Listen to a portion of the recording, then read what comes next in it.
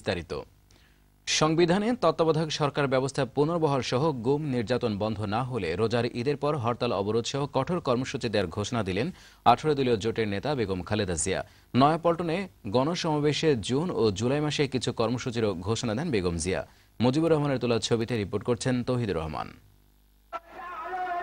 নির্দলীয় তত্ত্বাবধায়ক সরকারের অধীনে নির্বাচন, ইলিয়াস আলী সহ নিখোঁজ বিরোধী দলের নেতাকর্মীদের সন্ধান, সর্বোপরি সরকারের বিরুদ্ধে নানা অগণতান্ত্রিক আচরণের অভিযোগে এই সমাবেশ।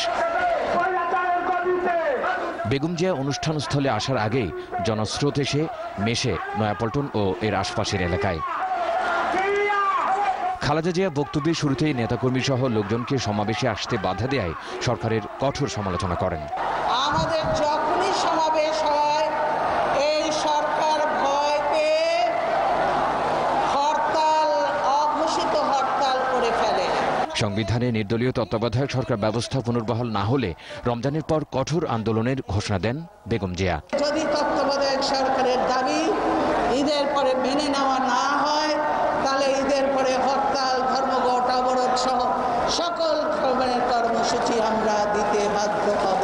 আমরা রাজনৈতিক দল, আমাদের সঙ্গে কথা বলতে প্রধানমন্ত্রী চায় না, আর অথচ খুনিদের সঙ্গে, খুনি বিডিআরের খুনিদের সঙ্গে তিনি বসে একসঙ্গে শেরাটন থেকে লাঞ্চ এনে খাইয়েছেন তাদেরকে, তাদের সঙ্গে আলাপ করেছেন এবং খুনিদেরকে তিনি অ্যামনেস্টি দিয়েছেন। অ্যামনেস্টি প্রধানমন্ত্রী দিতে পারে না, তার সেই ক্ষমতা নাই, তারপরেও তিনি দিয়েছেন। আত্মীয়করণের মাধ্যমে ভারতীয় সাহারা গ্রুপকে আনা হয়েছে অভিযোগ করে বেগম জিয়া বলেন, 400 কোটি টাকা মূলধন না থাকলেও দলীয় বিবেচনায় ব্যাংকের অনুমতি দেয়া হয়েছে। আমাদের দেশে এই যে সমস্ত ফ্ল্যাট তৈরি করে বসে আছে বিভিন্ন জায়গায়, কিন্তু তারা ভাড়া দিতে পারছে না, কারণ সেখানে বিদ্যুৎ, গ্যাস, পানির সংযোগ দিতে পারছে না। নিজের আত্মীয়কে আর্থিকভাবে লাভবান করার জন্য এই সাহারা গ্রুপকে নিয়ে আসা।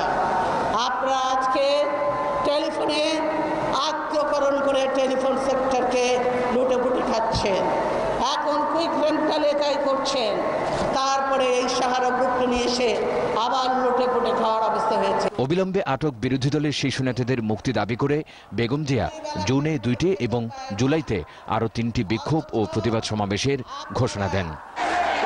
নিরপেক্ষ তত্ত্বাবধায়ক সরকারের অধীনে নির্বাচনের দাবিতে আয়োজিত 12 মার্চের মহাসমাবেশ থেকে বেগম জিয়ার 90 দিনের সময় বেঁধে দেওয়ার পর রাজনীতিতে নানা ঘটনা শেষে আজকের এই গণসমাবেশ। এই সমাবেশে নতুন কর্মসূচির পর আগামীতে দেশের রাজনীতি